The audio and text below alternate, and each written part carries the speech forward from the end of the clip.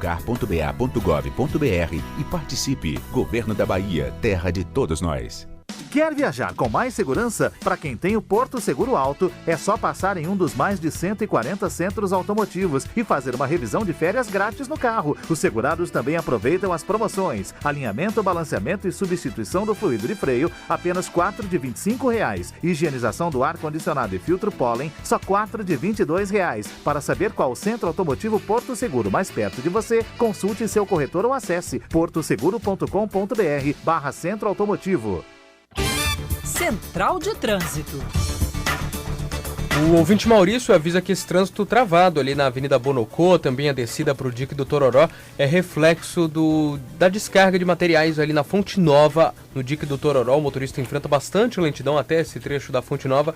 Depois disso o trânsito começa a fluir melhor. Você que está fazendo o sentido contrário, pega o dique, trânsito bastante carregado até a entrada da Bonocô, mas tem lentidão na chegada às 7 Portas por causa do semáforo da Djalma Dutra desligado na saída da Djalma Dutra para 7 Portas. Trânsito também lento no 2 Leões para o motorista que vai para essa região, e continua a lentidão também porque daqui a pouco tem a chegada do ministro dos Transportes ali na região do Porto da capital baiana. Segundo a Transalvador, a movimentação por lá é grande e causa ainda mais problemas no trânsito.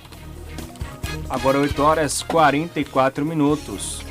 E o promotor Luciano Guinoni, que acompanha o caso das 5 crianças de Monte Santo entregues a 4 famílias paulistas, nega que o Ministério Público Estadual tenha dado aval para a guarda provisória que foi revogada esta semana. A advogada dos pais adotivos, Lenora Panzetti, afirma que as crianças estavam em situação de risco e desnutridas, inclusive tendo levado a bebê de 2 meses ao hospital.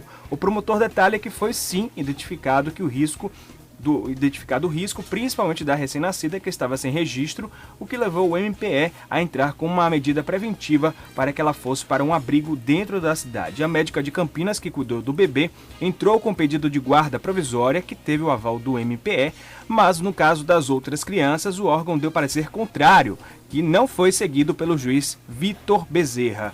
Outra denúncia da advogada de defesa é de que a promotora que entrou com a medida preventiva para o bebê seria amiga íntima da acusada de intermediar as adoções ilegais, Carmen Topschel. Luciano Guinoni afirma que não tem essa informação, mas ressalta que ela não se pronunciou nos pedidos de guarda provisória negados. A investigação do órgão deve terminar dentro de 1 mês e meio, mas já existem irregularidades constatadas em mais de 10 adoções. 8h45. Pensa Bahia, com Chico Sena. Bom dia, Chico.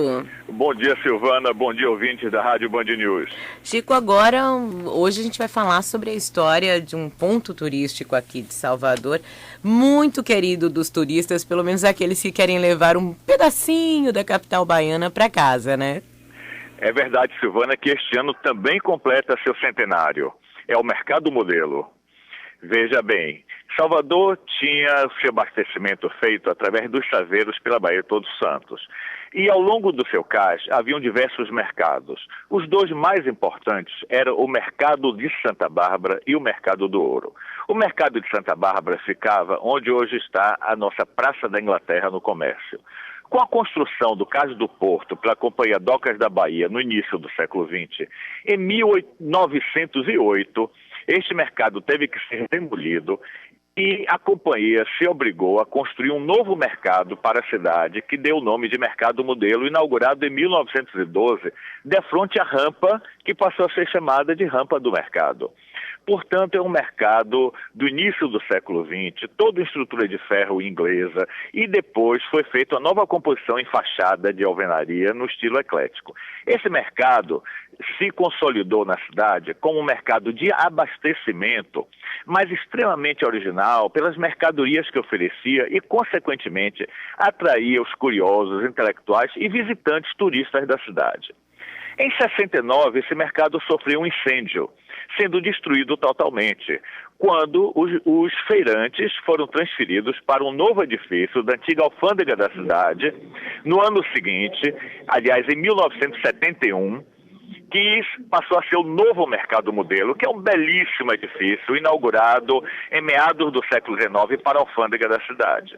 Pois bem, este mercado, por sua vez, também sofreu um outro incêndio em 84, sendo reconstruído e reinaugurado em 85. É uma história muito longa, muito bonita, muito sofrida também, mas muito bela principalmente, pelo que ele representa, dos produtos que vende, pela sua tradição, e não somente das mercadorias, mas também dos acepipes, como a gente diz, da culinária baiana, as baianas de Acarajé, os restaurantes, como Camafeu de Oxóssi e Maria de São Pedro.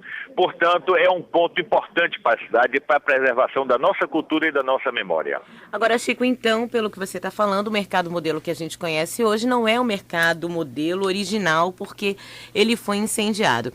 É verdade que nesse prédio que nós conhecemos como mercado modelo, onde, enfim, os turistas, e nós também, eu pelo menos, né, que já moro aqui há muitos anos, de vez em quando eu passo por lá, eu gosto daquela bagunça organizada, digamos assim, né, daquela profusão de cheiros, de coisas, enfim, coloridas, né, da diversidade ali que você tem. É verdade que os escravos, quando chegavam aqui, né, os negros escravizados trazidos da África, quando chegavam aqui, eram colocados no subterrâneo daquele prédio, ou isso é mentira? Absolutamente isso é mentira. Absolutamente, isso é invencionice. Porque a alfândega, esse prédio da alfândega, ele foi inaugurado em 1861. E a partir de 1850, já havia uma legislação que proibia o tráfico de escravos. Portanto, neste edifício nunca se alojou, se comercializou nenhuma mão de obra escrava. Era um edifício de outros tipos de mercadoria, como fumo, açúcar, dendê, enfim, mas jamais a mão de obra escrava. Aquele porão ele foi construído para abrigar os vinhos que eram importados de Portugal àquele tempo, então seria uma espécie de adega, mas também não chegou a ser utilizado desta forma, porque com o fluxo das marés, ali sempre estava inundado, sempre havia uma camada de água muito grande que impedia se estocar qualquer mercadoria ali embaixo. Portanto, não havia nem acesso, nem escada que possibilitasse alguém chegar até aquele porão. Os dois acessos foram abertos quando da restauração em 1985 para permitir que os visitantes pudessem ver a beleza daquela estrutura, que realmente são arcos em pedra e tijolo muito bonitos, que com efeito de luz causam uma sensação, na verdade. Portanto, e isso que conta a respeito do escravo ser alojado é uma invencionice. Pronto, tá certo, Chico. Bom dia, bom final de semana. Bom dia, bom final de semana. É conhecendo a cidade que aprendemos a defendê-la. Agora 8h50 e o nosso Twitter com algumas reclamações e denúncias aqui. O Matheus, por exemplo, diz que os bueiros e bocas de lobo de Salvador são verdadeiros buracos. Eu diria crateras, viu, Matheus? Ele diz que acabou de cair em quer dizer, mais um sorteado, né? Mais um morador de Salvador sorteado e ainda danificou o carro. Gente, vocês têm observado a quantidade de buracos